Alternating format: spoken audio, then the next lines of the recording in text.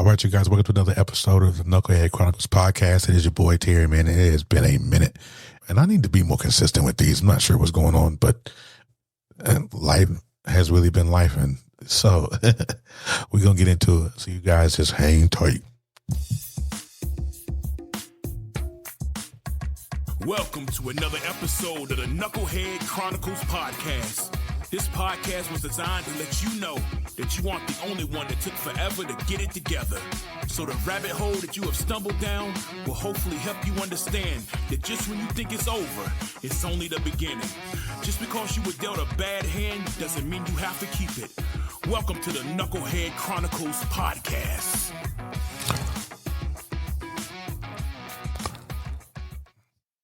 All right, and welcome back to another episode of the Knucklehead Chronicles podcast. Like I said, it is your boy Terry. Listen, man, it's been a minute, and I want to apologize to everyone who is or subscribes and listens to the podcast. I do apologize for being absent, but life has really been life, man. And I'm going to get into a little bit of an update with you guys on this episode because it's important that we understand the journey and the process of life after divorce and all that. And, you know, I've gone through a lot, over the past couple months. And I'll be the first to say that I don't have it together nearly as much as I thought that I did. And it's crazy how life works, right? Those of you who have been listening, went through a divorce, and that was not very fun for me. Sometimes as humans, we try to fake it till we make it, as it were, and we're not being really real with each other, with ourselves, and that's what happened with me. And so, just getting into the update now. A lot has happened. Me and my ex-wife, we're very cordial. We co-parent. It almost seems like we co-parent better than we did when we was married, which is crazy to me, but it is what it is. So we get along. There was a situation to where we had to take our son up to St. Louis to do some genetics testing because, my son being autistic, I guess she wants to see what side of the family it came on. That's my guess. And and so we rode up together, which was very awkward, and it set my anxiety to a whole nother level, right? Because I thought that I would be able to be okay with, being in the same vehicle with her, and It was really weird. It was a long drive. It was a long 2 hours out of St. Louis. And for a minute there, I didn't think I was going to make it. I'm going to tell you. I felt like my man, what's my man? I forgot his name. Ken Jong Wong, whatever his name is. But anyways, I'm not to sound, insensitive or anything like that. But boy, he went viral with this sound right here. Emotional damage. And when I tell you that's what I had when she got into the car and we started driving and we started talking and we started talking about our marriage and it got really awkward for me. But I didn't say anything, saying to let her think that it was awkward. But it was extremely awkward. And so I was real with her.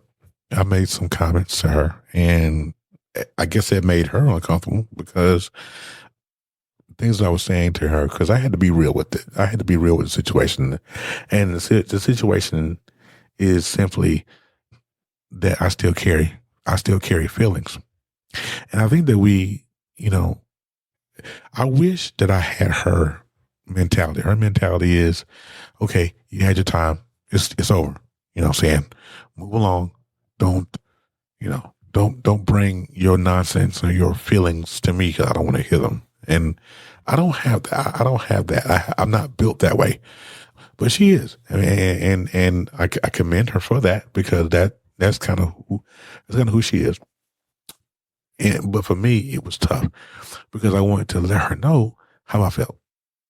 Which brings me to life lesson number 1 in this podcast today. Because the episode name is, man, what was I thinking? Right. And we always get into that particular mindset is, what was I thinking? Like, why would I do that? Why would I subject myself to nonsense and to be belittled and to be picked at and laughed at? Right. So, which brings me to life lesson number 1. Life lesson number 1 is in this podcast episode is this. In the words of the great William Shakespeare, to thy own self be true. To thine own self be true. And for a long time, I struggled with that because I didn't want her to, the proverbial saying when they say, never let them see you sweat, right? And so for me, I let her see me sweat. And that's when that emotional damage came in at, because she kind of laughed me off like my feelings were invalid. I think that's one of the problems that we had in our marriage, is that if I said something, she would laugh it off like it didn't mean anything. And my feelings were very invalid. And that's the reason why things happen the way they happen. Because when a man feels invalidated by you, he's going to step out, or he's going to seek some validation somewhere else. And that's kind of a common sense thing. Everybody knows that. Everybody knows that. It goes back to the old saying, what you won't do, another one will, right? That's kind of what happened in our situation. Even though I wasn't physically doing anything crazy, but emotionally I was. And that's what, that beat her down. But she doesn't understand. And like I said, we tried to talk about it on the way to St. Louis, and I was telling her, I was like, this is what, and this is the reason why I did this, and this is the reason why I felt this way. And, she made me think, she made me feel like my feelings were invalidated.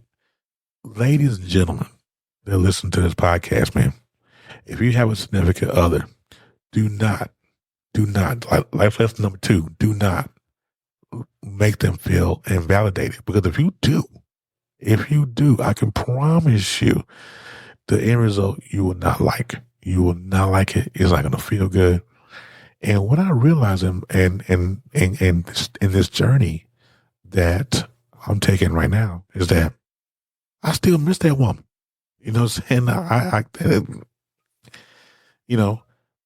but I also know that in that particular feeling, I know that there is no possibility.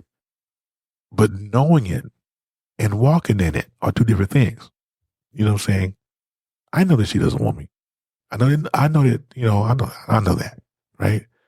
But I'm not at a place in my life right now to where I think that I'm willing to accept it. I'm not willing to accept the fact that she doesn't want me. But it is what it is, right? I don't fight the feeling. I don't make waves. I go with what is in front of me. But it doesn't make it hurt any less. It's just what it is. As I'm just saying, it's just life, right? So again, like I said before, we have a excellent co-parenting situation, but me personally, Terry, I haven't been able to let go of the emotional side of it, unlike her, So, but I'm not going to sit here and gaslight and whatever the term people use these days. I'm not going to do that. She's justified in her feelings. She's justified in her actions that I caused. But what gets me is that she makes me feel like my feelings aren't valid. As much as I try to validate hers, she won't validate mine, and therein lies a problem. Now, I'm in this process, growth, and trying to get past it, and it's just not as easy as I thought it would be. For a few months, I walked around like I had made it. I feel like, I felt like I had turned the corner, but in all reality, I haven't. I haven't turned the corner, and I want to, because it's important that I do so. Because if I don't turn the corner, mentally, it's draining. It's draining. I work and I come home and I really don't do anything. I go out. I went to the movies a couple of weeks ago, by myself, took myself out.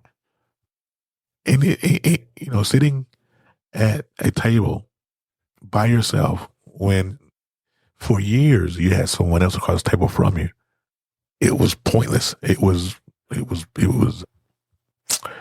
it was the toughest date I've ever gone on. If you ever want to try to see what dating yourself is important. Don't get it twisted. Not one little bit. Dating yourself is important because nobody's going to love you like you. I say that a lot. Nobody's going to love you like you. But for me, it was tough. It was like hard.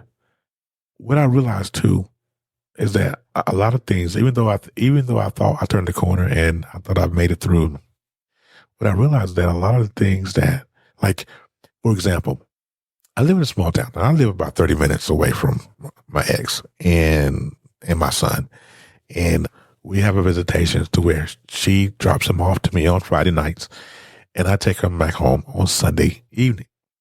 Driving to the city, the town that we lived in together is triggering. I didn't realize it was a trigger. Like, I would take him home on Sunday and I would just lose my mind emotionally. I wouldn't say nothing. I wouldn't spaz out or crash out or anything, but it was emotional though. It was draining. And I realized that everything, I was yesterday years old. I will say this, and I put this on my Facebook post yesterday. I was yesterday years old when I realized that anything that happens in my life currently that remotely reminds me of my past triggers me. Being married to her, doing things with her, going out with her, everything triggers me. And like I said, it's not like when I say trigger, I don't crash out or nothing, but it's emotionally like my mood changes. I instantly get annoyed. Like, it's just a lot of things. And I said, okay, this is it. This is enough. This is enough. And, it's one of those things that, I just got to live through. I got to, it's one of those things I got to get through. And I had to take that day by day. Now, one of the things that me and her used to do, we used to go to church together. We went to church, a couple times together. And now me, some of you guys may or may not know, I'm a preacher's kid. And so I grew up in the church. So for me, church is easy. Church is the base of my life. But I've gotten so far away from it. I feel like, after a while, you're praying to God for things and, you want these blessings and you want God to move for you. But sometimes you just feel so far removed from it. And that was me. I feel like I was so far removed from any kind of blessings, any kind of anything, right? So last night I made a conscious decision. There's a new church that opened up in Columbia. And I said, they opened up like 6 weeks ago. And the pastor had texted me. Because it wasn't like an automated thing or nothing. He was like a real dude. Like, he really texted me. We had a conversation and he was like, man, we're looking forward to seeing you. And so I didn't go. I didn't go to the launch. I didn't, and I didn't go. I made a conscious decision on yesterday to, get dressed and go. And I went. And I'm glad that I did. And here's why. The message that he preached was designated especially for me. And what he said, I want to relate it to everyone who's listening and it was a simple message. It was really simple. It wasn't, long and drawn out. It wasn't, the hooping and the hollering like you hear in most churches, but the message was simple. He said, sometimes in life, God says, even though he's going to bless you and do things for you and open doors and things of this nature, there is a season of your life where you go through the not yet phase. God's going to, whatever you pray for, whether it be a job, whether it be a spouse, whether it be a house, whether it be whatever you ask God for, sometimes the answer is not always yes, right? And sometimes the answer is not always no. It's sometimes not yet. And what he said was, and what he challenged all the members of the church, the congregation that was there, and he said, "Are you being faithful in the not yet?" That's a question. Are you being faithful in the not yet? And I'm sitting there in the back of the church because I sat in the very last row, the very last chair, you know, and I said, "No, I'm absolutely not being faithful in the not yet." And then we sit and we wonder why God hadn't moved for us because we're not faithful. I've asked God to remove these feelings, and to restore my heart and restore my faith in people and, move me forward. I've asked God, I don't know how many times to do that. But was I being faithful in the not yet? No. Was I doing things to set myself up for the blessing? Sometimes we miss our blessings simply because we're not prepared for what God has for us. Whether that be happiness, whether it be someone else coming into your life, whether it be just totally happy in ourselves, we miss it because we're too busy doing other things. I spent so much time thinking about and trying to relate the message to my ex-wife that, hey, I still feel away. How about you? And I said, even if I restored that marriage, you're not faithful in the not yet. And so that message relayed to me so abundantly, right? And I'm sitting back there, and I'm going, okay, Jesus, that was that, all this time, I'm thinking I can win her back. All this time, man, what was I thinking? What was I thinking? Like, I ain't prepared for nothing. Even if God was to restore it, bring it back full circle, I ain't prepared for that. If He bring it back to me now, I would be in the same boat a year from now because I ain't prepared. But where I'm at in my life right now, though, is that I have to realize that that's a done deal. That ship has sailed the whole 9 yards. And it's like, okay, all right, it's a done deal and I need to move forward.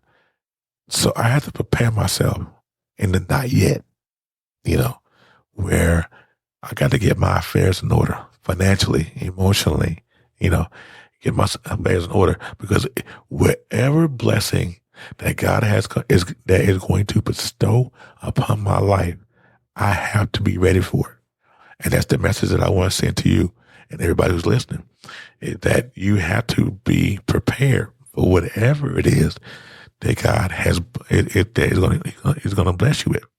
If you're not happy with yourself, if you have doubts about yourself, self-doubt, if you struggle with trust issues, if you have PTSD, like most of us have. We have PTSD because we've been through trauma and we've been hurt and we've been lied to and we've been cheated on and we've been the ones who cheated and we've been the one who's lied. We've done that, right?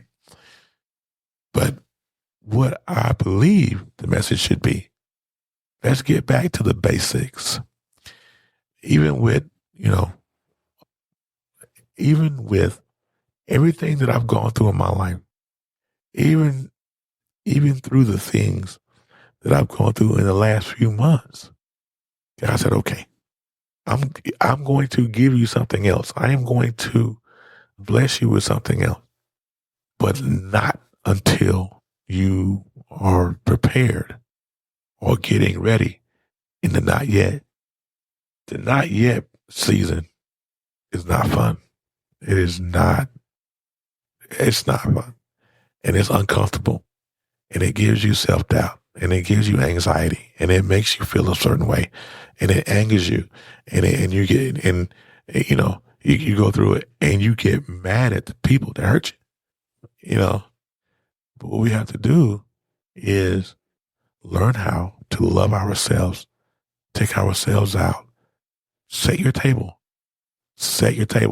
It's just like And the analogy that's coming to my head now is it's like, and it's in the Bible, he prepares a table for us in the presence of our enemies. That's, I want you to think about this. I want you to think about this as you're getting ready to have dinner at a fancy restaurant, and they come to your table, they set your table, they give you napkins, they get you drinks, they prepare you for the meal that's coming. The meal that's coming is your blessing, and you have to be prepared for that meal, because if that meal comes and you're not prepared, guess what? It's going to sit there. It's going to go cold. You're going to miss it. That is what we have to do right now. That's the season I'm in my life right now. I'm in that season right now to where I am preparing my table. I have to, because ain't nobody going to prepare it for me. I have to I have to move forward, be a good father to my son, and move on.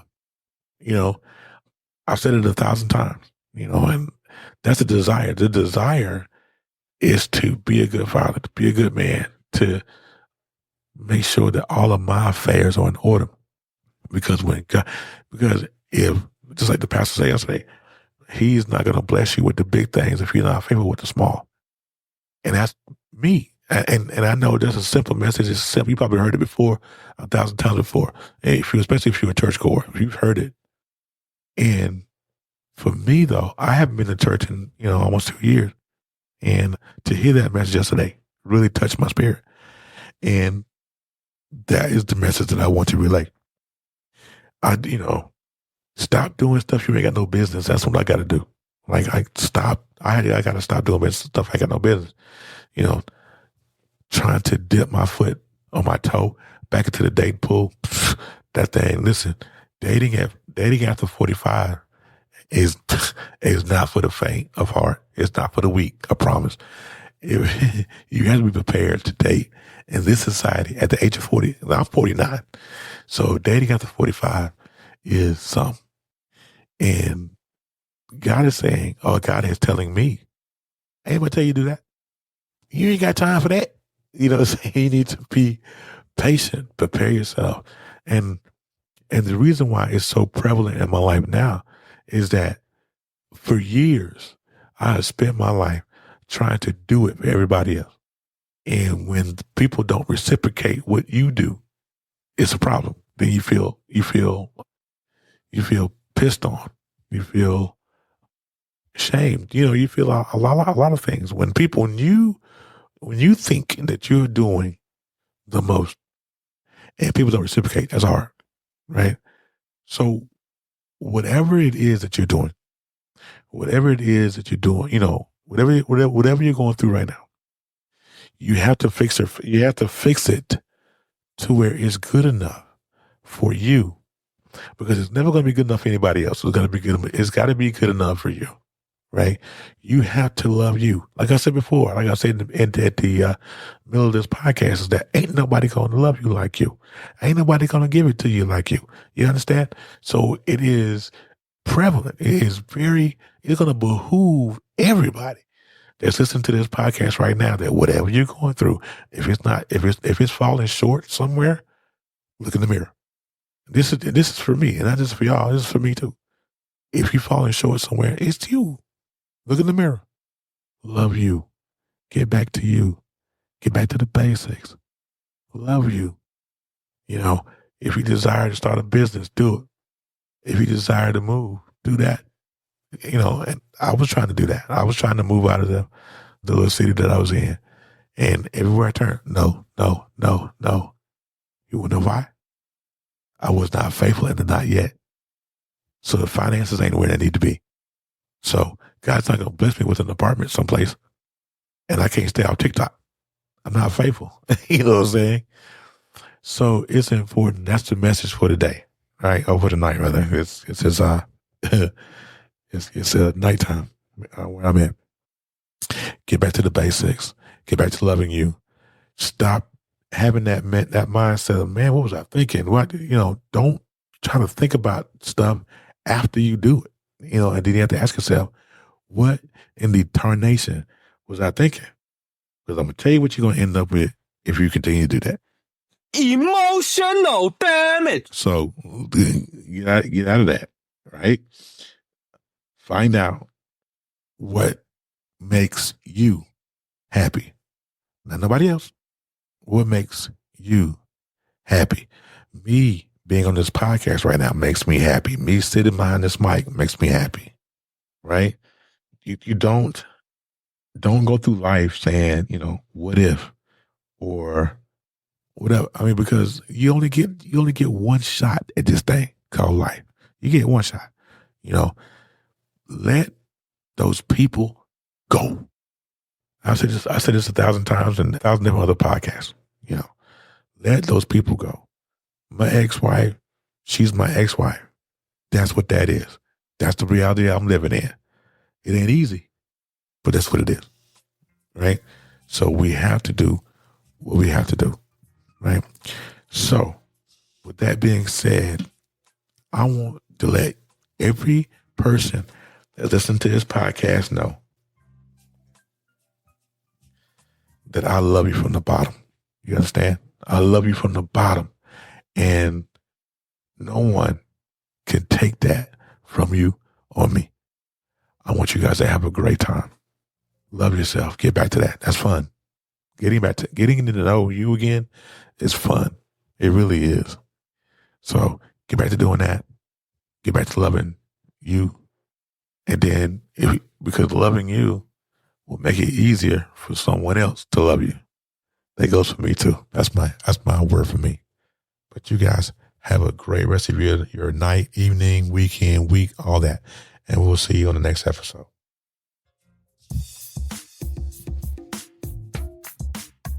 Thank you for listening. I hope I didn't fry your brain too bad. Come back through and give me another chance. You can listen on all platforms and visit us at Knucklehead Chronicles Podcast.podbean.com. Until next time, in the words of the incomparable Jerry Springer, take care of yourself and each other.